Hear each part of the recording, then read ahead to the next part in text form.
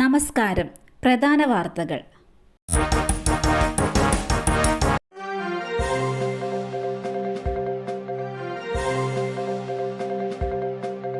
Nipah ബാധിച്ച യുവതിയുടെ ആരോഗ്യനില ഗുരുതരം. കോഴിക്കോട് മെഡിക്കൽ കോളേജിലേക്ക് മാറ്റി. പെരിന്തൽമണ്ണയിലെ സ്വകാര്യ ആശുപത്രിയിൽ നിന്ന് കോഴിക്കോട് മെഡിക്കൽ കോളേജിലെ നിപ്പ വാർഡിലേക്കാണ് പാലക്കാട് സ്വദേശിയായ യുവതിയെ മാറ്റിയത്. ജൂലൈ 1-നാണ് ഇവർ രോഗലക്ഷണങ്ങളുമായി ചികിത്സ തേടിയത്. ഇന്നലെ രാത്രിയിലാണ് കോഴിക്കോട് മെഡിക്കൽ കോളേജ് ആശുപത്രിയിലേക്ക് മാറ്റിയത്. യുവതിക്ക് എവിടെ നിന്നാണ് രോഗം ബാധിച്ചതെന്ന് വ്യക്തമായിട്ടില്ല. കോട്ടയം മെഡിക്കൽ കോളേജ് അപകടം. ആരോഗ്യമന്ത്രി ബിന്ദുവിന്റെ വീട് സന്ദർശിച്ചു. രാവിലെ 7:15 മന്ത്രി കോട്ടയത്തെ തലിയോലപ്പറമ്പിലെ വീട്ടിലെത്തിയത്. ബിന്ദുവിന്റെ ഭർത്താവിനോടും അമ്മയോടും മന്ത്രി സംസാരിച്ചു.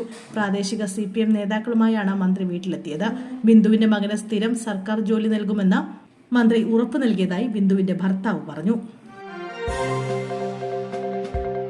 കാളികാവിലെ ആളെക്കൊല്ലി കടുവയെ പിടികൂടി. കാളികാവിലെ റബ്ബർ ടാപ്പിംഗ് തൊഴിലാളിയെ കടിച്ചു കൊന്നു നിന്ന കടുവയാണ് പിടിയിലായത്. 44-കാരൻ ഗഫൂർ അലിയെ മെയ് 15-നാണ് കടുവ ആക്രമിച്ച് കൊന്നു തിന്നത്. വനംവകുപ്പ് സ്ഥാപിച്ച കെണിയിലാണ് കടുവ വീണത്. കടുവയെ ഉടൻ തുറന്നുവിടില്ലെന്ന് മന്ത്രി AK ശശീന്ദ്രൻ അറിയിച്ചു. നെയ്യാർ ഡാമിൽ KSRTC ബസ്സുകൾ കൂട്ടിയിടിച്ചു. നെയ്യാർ ഡാമിൽ നിന്നും കാട്ടാക്കടയിലേക്ക് പോവുകയായിരുന്ന ബസ്സിനെ എതിർദിശയിലെത്തിയ ഫാസ്റ്റ് പാസഞ്ചർ ബസ് ഇടിക്കുകയായിരുന്നു. ഒരു ബസ്സിന്റെ ഡ്രൈവർ സ്റ്റിയറിംഗിന്റെ ഇടയിൽ കുരുങ്ങി. ഫയർഫോഴ്സ് എത്തിയാണ് ഡ്രൈവറെ പുറത്തെടുത്തത്. മന്ത്രി വീണ ജോർജിനെതിരായ പ്രതിഷേധം. യൂത്ത് കോൺഗ്രസ് പത്തനംതിട്ട ജില്ലാ ജനറൽ സെക്രട്ടറി അറസ്റ്റിൽ. യൂത്ത് കോൺഗ്രസ് പത്തനംതിട്ട ജില്ലാ ജനറൽ സെക്രട്ടറി ജിതിൻ G. നൈനാനെ വീട്ടിലെത്തിയാണ് പോലീസ് അറസ്റ്റ് ചെയ്തത്. അറസ്റ്റ് ചെയ്യാനെത്തിയ പോലീസിനെ തടഞ്ഞ് യൂത്ത് കോൺഗ്രസ് പ്രവർത്തകർ പ്രതിഷേധിച്ചിരുന്നു. ഇന്നലെ പത്തനംതിട്ടയിൽ നടന്ന പ്രതിഷേധത്തിന് ശേഷം കസ്റ്റഡിയിലെടുത്ത് കൊണ്ടുപോയപ്പോൾ പോലീസ് ബസിന്റെ ചില്ല് തകർത്തതിനാണ് ഇപ്പോൾ അറസ്റ്റ് ചെയ്തിരിക്കുന്നത്. നിപ്പ.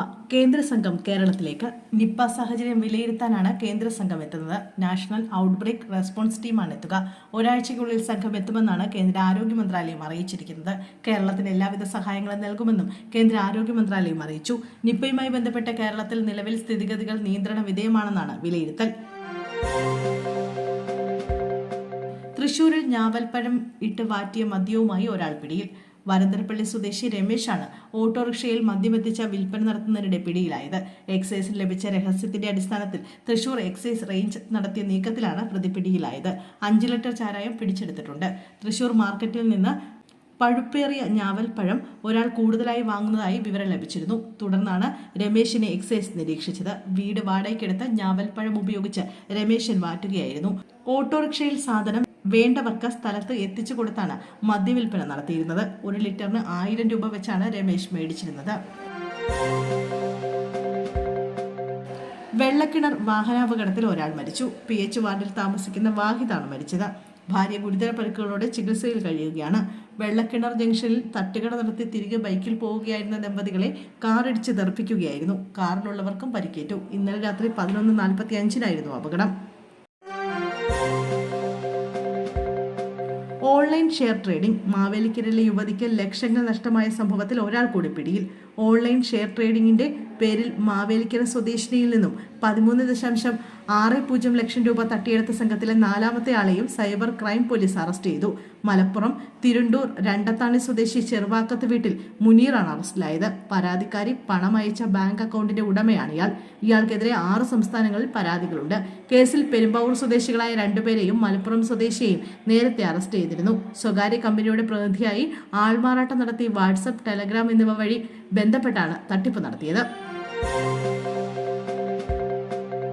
ഏഷ്യൻ കപ്പിന് യോഗ്യത നേടി ഇന്ത്യയുടെ വനിതാ ഫുട്ബോൾ ടീം. AFC വനിതാ ഏഷ്യൻ കപ്പിലേക്കാണ് ഇന്ത്യൻ വനിതാ ടീം യോഗ്യത നേടിയത്. തായ്ലൻഡിലെ ചിയാങ് മൈ സ്റ്റേഡിയത്തിൽ വെച്ച് നടന്ന മത്സരത്തിൽ ആതിഥേയരായ തായ്ലൻഡിനെ 1-2 ഗോളിന് പരാജയപ്പെടുത്തിയാണ് ഇന്ത്യ ഏഷ്യൻ കപ്പിന് ടിക്കറ്റ് ഉറപ്പിച്ചത്. 2026-ൽ ഓസ്ട്രേലിയയിൽ വെച്ചാണ് AFC ഏഷ്യൻ കപ്പ് നടക്കുന്നത്. ഇന്ത്യൻ വനിതാ ടീം ആദ്യമായാണ് ഏഷ്യൻ കപ്പിന് യോഗ്യത നേടുന്നത്.